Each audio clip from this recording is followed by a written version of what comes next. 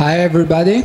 So thanks for coming and welcome to this talk, which will be all about sleep learning, as you can see. So let's imagine this for a moment, that you're an English native speaker willing to learn Romanian. So you're in your bed, you turn off the light, you fall asleep. And then, during your sleep, a soft voice repeats a couple of words, first in your native language, then in the target language. So, for example, lucky, and then you hear norocos. Then again, you hear how are you? And then you hear ce faci. So you sleep, the voice continues, and then the following morning, you wake up, you start watching a video in Romanian, and you realize that you understand what people are saying in Romanian. Too good to be true? Maybe it's impossible? Well, it's exactly what I wanted to understand, to find out when I started the study, to understand whether we can learn a language in our sleep. And today I'm here to give you the results of our study. But let's take a step back to give you some context. This won't work. So, when I was a high school student, I stumbled upon a topic which was at the same time very controversial and fascinating. The possibility to learn new things while we are asleep. But at that time, I read a lot about the subject, but I realized that there was no serious evidence about, all scientific studies to support that idea that we can learn new stuff while we are sleeping. So at that time, I tagged this. So I read off this method as an ineffective trick for lazy people. So, and I never really tried to test it myself. Then, in my 20s, I started learning languages on my own. And, well, languages, I developed a true passion for learning languages. But I made a very unpleasant discovery. The discovery was that there were so many beautiful languages out there, but so little time to learn them. And if you're at this gathering, I think that you can definitely relate. Well, over time, I started to learn new languages on my own. So starting in my 20s, I started with French. And I have to say that I tried pretty much everything. So, and I realized that some methods works really well for me. Some work more or less, but there are some that don't work at all. And for that reason, I developed a true passion, not only for learning languages, but also to try to understand the best methods, best approaches to learn languages. So you can imagine that I was very pleased when I came across an article on Forbes which was telling that there was a study, a recent study published, saying that a study was conducted and there was the possibility to learn new things while we were sleeping. So before diving into the fascinating world of sleep learning, I want to give you a little bit of context, some definition. So sleep learning is also referred as hypnopedia. So hypnopedia, if we take the definition of the Merriam-Webster dictionary, it's instruction of a sleeping person, especially by means of recorded lesson. You can guess that in the same family, you have also learning under hypnosis. So it's more or less the same family. In the recent years, a lot of universities and research teams have been studying the subject, and so I'm reporting the most important ones. And here we have, for example, a first study published by Annette Ardy and her team of the Weizmann Institute of Science in Israel. And this study is really interesting because Anna Tardy and her team actually discovered that people can learn new association during sleep between tones and odors. And this was considered a major breakthrough, even that, of course, in this case, we are talking about a simple association between two stimuli. So we are not talking about learning a language or learning complex information, but still, the learning process occurred during the sleep stage. Then, the same year, Northwestern University published in Nature Neuroscience another study, another very interesting study, and in this case, people were able to reactivate the information learned while awake during their sleep. So they observed the part of our brains which process the memorization and so on, this kind of information, and they saw more activity when information was information that they already learned during sleep. But the study that particularly caught my interest of language as a language learner and lover was this study, so a 12-15 study published by Thomas Schreiner and Björn Rasch of the University of Freiburg in Switzerland. And this study is really, really interesting, so I'm going to give you more insights and more details about it.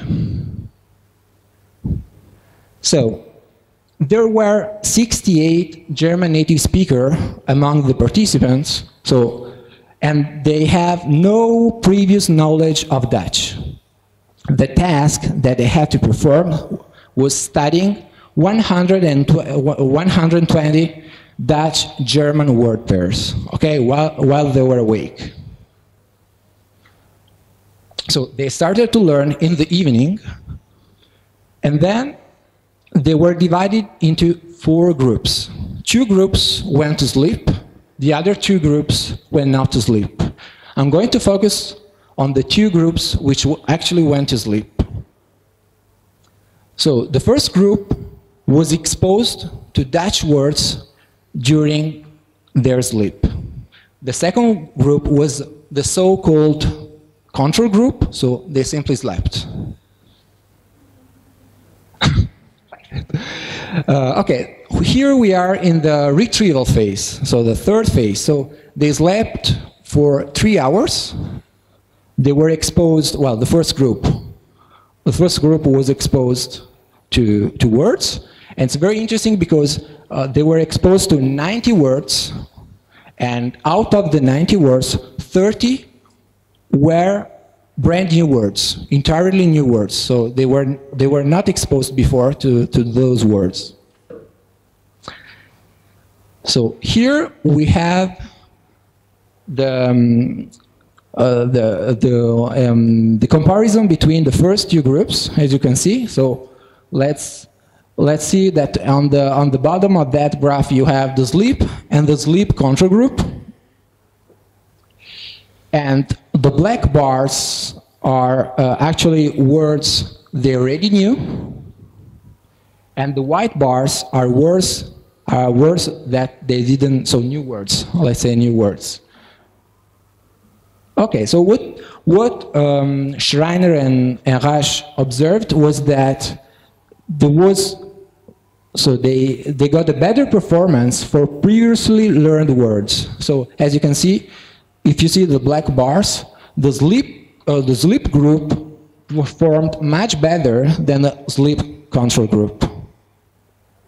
So if we like read the graph, we can see that for previously learned words, the performance was better for people who had this sleep learning session. The result was different for new words. So for new words, whether people were exposed or not during their sleep, the performance during the third phase, so when they were awake, were more or less similar. So what are the conclusions? So you can guess. First conclusion is that you cannot learn new words during sleep. So it doesn't work for new words, new information, and it makes sense. I think that there is no surprise.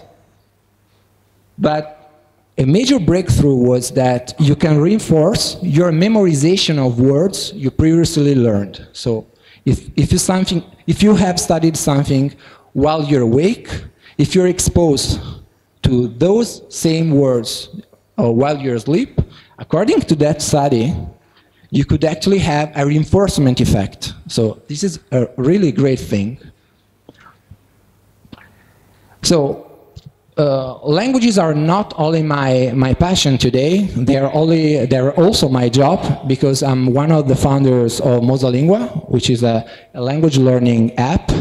And I'm mentioning that because I'm quite lucky, because I was so impressed by the results of that study that we decided with my team to test on our users. We said, it's great.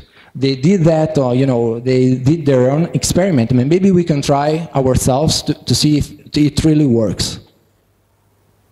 So what we did is that we added a special feature in our app, a learning mode, let's say a beta feature, which allows to learn and review words and sentences while you're asleep. So I just want to mention that this was only like a beta feature, like an add-on to our app, and this didn't change the overall method that we have. It's just that we wanted to test all those studies we read about. So as for our study, which we called in a very original way, learning a language during sleep study, we had 136 native French speakers willing to learn English.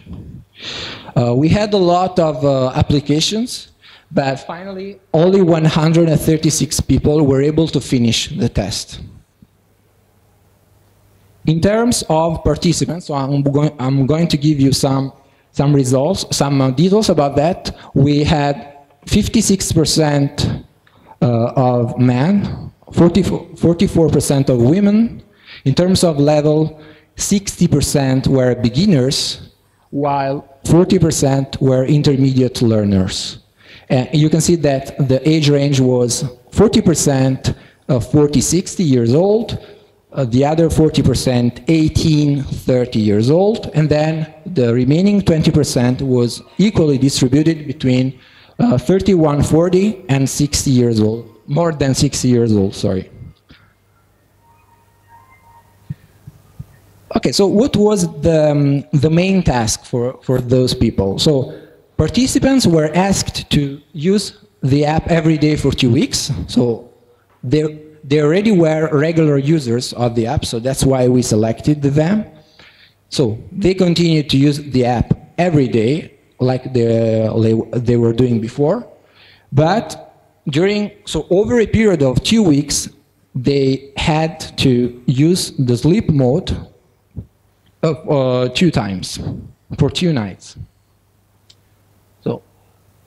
And yeah, very important, we had 2 tasks. So the first task was revision of words and sentences already learned during the sleep session. And the other one was to learn, study learns yet to be learned, so entirely new words. So like I said, 2 weeks, so they had to study every day, basically. And then during the night between day 2 and day 3, they had to review words they already knew. The following day, we assessed their performance to see if they, to measure them, to measure the performance that they had. Then we made a little break in terms of sleep learning, so 3 days, and then on day 7, we tested again, so we assessed their performance.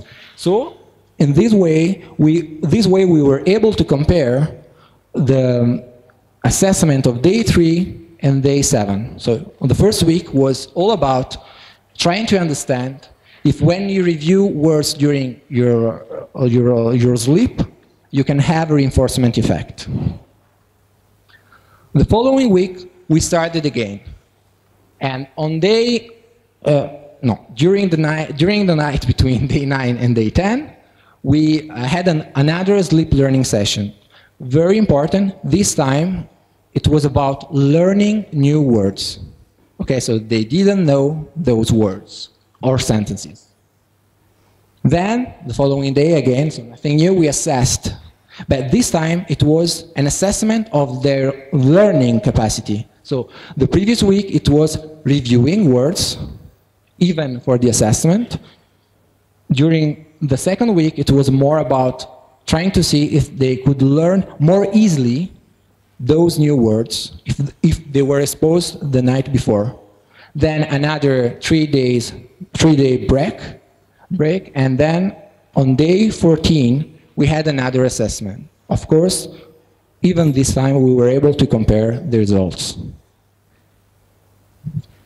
So before giving you the results of the study, I'm sure that you are curious about what those people had to do during their sleep. So basically they had to set up a couple of parameters in the app, and basically it was how many cards I want to learn. I want to learn new cards or review flashcards that I already know. And then they had to set up the time. This is very important because we asked them to set the time so they could listen to those words or sentences within the first 90 minutes of sleep. This is very important because we wanted them to listen to the words during the non-REM stage of the sleep. So it was more or less like that. So during the night they would listen. So they listen actually a word, 20 word pairs. So it was like 20 flashcards with their native language and the target language in a loop during the night. As for the normal waking tasks, so basically it was so Mozolingo is a flashcard app, so it's a vocabulary trainer, and every time you learn or review a flashcard, you have to assess your performance. So you have to say if I want to review the card, it was easy, it was okay, it was perfect. So this was the task they had to perform during the waking time. Okay, so those are the results. So here we are in the memorization of words and phrases they already know. Okay, so not new words, but words and phrases they already knew. Okay, so here we can see that 67% of study participants improved their memorization performance. And what was really striking was that 50% of them increased their memorization performance by over 40%. As for the other task, we realized that we noticed that it was quite the opposite. Only 28% of participants had a reinforcement effect, had an improvement on their memorization capacity. More details about the results that we had, because we didn't have the same results for all the age groups, all the gender, the two genders, and so on. So as you can see, the group which performed the best was the 18-30 years old, so 80%. Then, well, we observed a slight difference between men and women, but the most striking evidence that we got, result that we got, it was that this task worked better for beginner students. So you can see 75% against 38%. As for the other task, so the memorization of new words and phrases, As I said, only 28% had a positive effect. We had 40% of the youngest group that improved the best at their memorization performance. Not a big difference between men and women this time, but very interesting, this time it was quite the opposite. So 63% of participants of the intermediate learners of an intermediate level group improved their performance. So it was quite the opposite of the other task. So in terms of conclusions, well, I can see already that our results were pretty much consistent with the studies which inspired us. So the first insight that we gained was that reviewing vocabulary that you have previously learned can have a positive impact on memorization, at least for those people. It didn't work for everyone, of course, but I can say that 67% can be a significant number. And then the second conclusion was that learning brand new vocabulary during sleep has no proven effect on the memorization because it was a very little part of the group. So let me add two conclusive notes before taking your questions, if you have some of them. So yeah, of course, we think that nothing can really replace active learning. And I think that the results that we got can confirm that, because we noticed a reinforcement effect only when the information was learned while awake. So the idea is that active learning cannot be replaced by sleep learning or maybe learning under hypnosis and so on. At least this is our opinion. This is the conclusion that we got. The second one is that, of course, our study had some limitation, like every study. So we know that we cannot take those results as the absolute truth. And we need to gather more data about that to confirm that. And because we had 136 people, we would like to have more data. That's why we decided to leave that feature in the app. And now we are gathering more data about users using that feature. So we will continue to do that. Okay, so if you want to get more details about that, so I put here the link, so you can go on mosalingua.com/en/learning a language during sleep. And of course, if you are curious and you want to test, you also have the possibility to send us an email with the details you can see on the slide, and we will be happy to send you a free app and the instruction to get started. Now, if you have questions, I will be very happy to answer them. Thank you very much.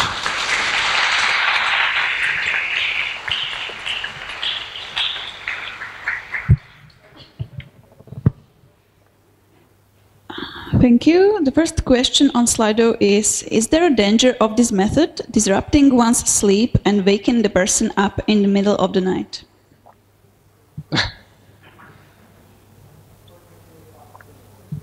Yeah, of course there is, I think. There is a little risk. And actually, we had some questions from the participants. And after a couple of questions, we said, look, I think that you have to wear earphones, because if you sleep with someone, you're going to scare them off. So it's better to avoid that. And people were pretty concerned about that, about the quality of their sleep. And that's why we had some people quitting the study at the beginning or in the middle of the study. But, well, generally speaking, we said, look, it's for you have to do it twice, so it's not a big deal. But yeah, I think that we should study more the effects, you know, that you can have, and if it's disturbing, if it's not good for your sleep, and so on. Isn't this audio noise interrupting our sleep cycle, preventing long-term memories to form, which in big part happens when we sleep? Yeah, that's a very good question. So it depends on really on the stage of the sleep. So basically, well, I didn't mention that because the presentation was already long, but you have 4 stages, and we asked people to learn within the first 90 minutes of their sleep. So it's the so-called non-REM stage of sleep. And why? Simply because we relied on 3-4 studies which suggested that this is the best moment to learn and review new information, and that you cannot do that, for example, during the REM stage and so on. So that's why we use that stage. What about the dream profiles of the subjects, mainly lucid versus non-lucid dreamers? Okay. Well, I don't have data about that, but I can add that we selected people without sleep problems, but actually, well, I didn't ask if they were lucid dreamers or not. But yeah, interesting. Do you really think it's ever a good idea to learn words by repeating them in someone's native language with the translation? Don't we need context and emotion? Well, I think it really depends. I think the words that you learn, the words and phrases that you learn at the beginning are different from the words that you are going to learn afterwards, where you are more an intermediate learner. So for those words, actually repeating in the 2 target languages, especially when you don't have any previous knowledge of the language, because otherwise what you can do when you're a beginner, you cannot learn the definition, for example, in English and the word in English. So for those words it's better. Then I can agree that when you are low intermediate, well, context is king. It's better to learn chunks of languages. So phrases or even phrases that are in a context, in a story, and so on. But it's a matter of level, at least in my opinion. Then someone asks if how it is possible for some people to sleep with a sound in their ears. What do you think? Yeah, so it was one of the dangers of the study. So I think that 3 people reported problems. So they said, and they quit. They said, "Look, I cannot do that. I cannot do that because every time I'm waking up." But for the other ones, so we suggested to use that particular stage of sleep and to use an average volume. Let's say not too high, not too big. And well, we didn't have I think 3 out of 136, it's not bad. But of course, you have people who did not report problems and so on. So it's possible. How did you measure if users of the app actually slept? Yeah. I was there, checking. Okay, you're not learning.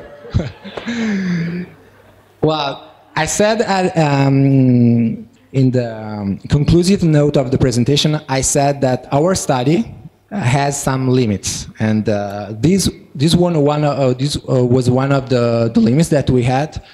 We could not actually check, but I think that we selected very faithful users. We had like a written poll, and we sent questions to them, and we assessed that those people would have been honest and would have said. But the first limit was, that we cannot really check if someone is sleeping or not. The second one is that the app was not connected to any sleep measuring device. It was a limit because we were not sure that the sleep learning session occurred within the first 90 minutes.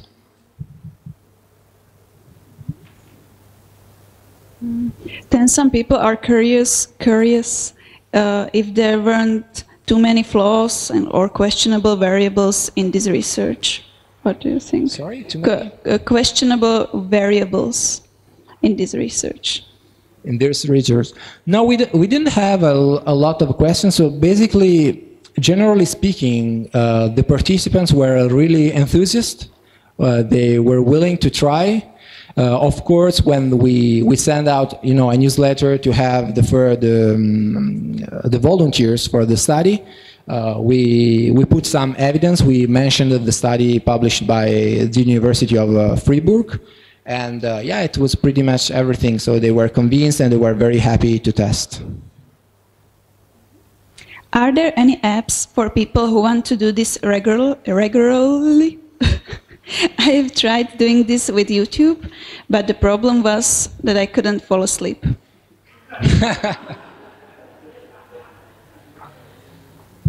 Well, I don't know if there are apps especially conceived for that. I think there are a couple of websites. Of course, in our app is still available.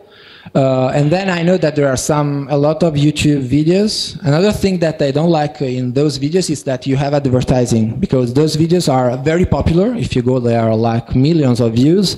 And so those channels are using them like to advertise and so on. So I'm not really comfortable with that. Yeah, so I don't know any other products about that. There are some courses using hypnosis. I don't know the names, but I stumbled upon a couple of those courses on the web. Could the participants choose between a male or a female voice? Were the audio files the same as for active learning? No, it was a female voice. It was a female voice always? It was always a female voice. Okay. Well, I would like to know the reason of behind the question. Yeah, maybe. It was a very soft voice, but female one.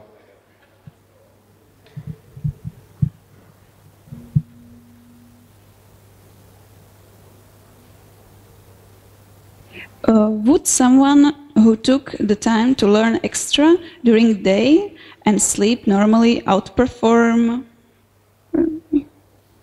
I think, a sleep learner? Yeah. Well, as I said, well, even if we had some evidence that this could work to reactivate some information that you learned during your waking time, well, I don't really think so. As I said, active learning cannot be replaced. Maybe you can have a reinforcement effect, because I said maybe because it didn't work for 90% of people. It worked only for 67%. So I don't think so. I think that an active learner will always outperform and be better than a sleep learning. Maybe a sleep learner, sorry. A sleep learner maybe can have some reinforcement effect for the words and phrases he has already studied.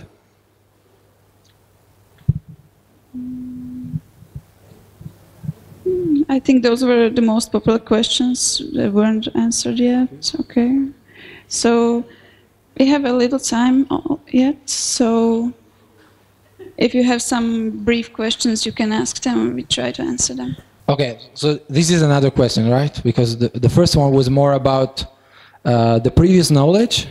Now it's how we measure the difference between the two groups, the sleep.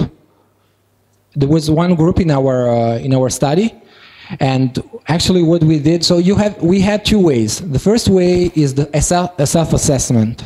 So basically, we during the waking time, they had to study flashcards, study or review flashcards. They have to say, okay, it was easy to remember, it was hard, it was very easy, and then.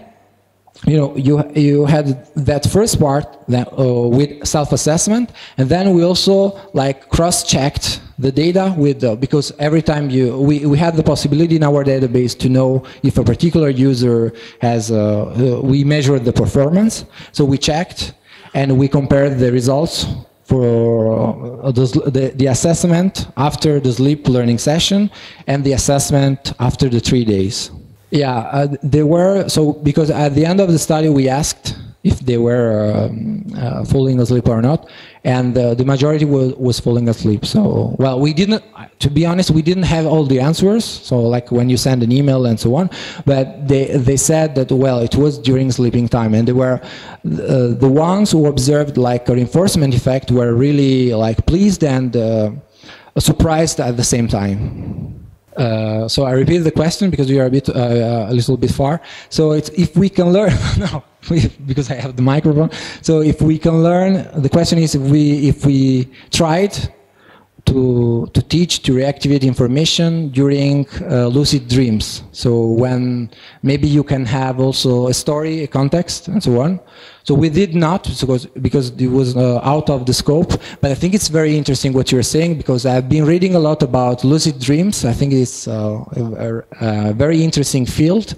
And as I think that, especially for intermediate learners, low intermediate, high intermediate, it's very important to have a context. It's very important to have a story, to have those chunk of languages linked to an emotion, to a particular, or something that it's easy to remember. I think it would be very, very easy. But then we should try to understand better about, if every person can have lucid dreams, how to force people to have lucid dreams. But maybe, well, yeah, we could select lucid dreamers and try to have them. Yeah, I think I will know the idea, because I think it's very, very interesting. Yeah, maybe the graph was not very clear, because it's 67% had a reinforcement effect, a positive effect, and out of those people, so 67%, there were 40 people for which we observed a 40% score improvement. So like they were performing much better.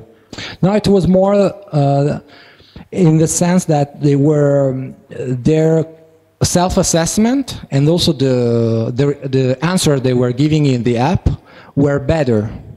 So it was like, so we observed that reactivating that information during sleep had a positive effect on their performance when they were awake. So it was mostly based on this flashcard system where you have to assess yourself. And the answers, so the performance was better when, at least for the first task, when you had the sleep learning session. Hope I answered. Oh, maybe I. Oh. When are you doing the next study? Yeah. So actually. I had a call with Professor Rush, and he told me that it would be very interesting to study together those, because, well, he has more the scientific background that we don't have, of course, because it was more an empirical study, and we have a lot of people, we have a lot of users. So, well, I had to do that last year, but I had other priorities. But now that I'm diving again into the subject, maybe we could study that for next year. Maybe I would like to launch another study, and also I have new inputs, so it would be very interesting. We have a question over there. Okay. I didn't get the whole question. If we could combine what we did with the other studies about? If you would consider doing something like that with research, a combination of those fields. Yeah, of course, we are really open to combine our studies with other evidence and other research team, and it's what I was trying to do with the team of Dr. Rush. So yeah, we are very open, and I think it's a good idea. Okay, thank you very much for your attention. Thank you. Thank you.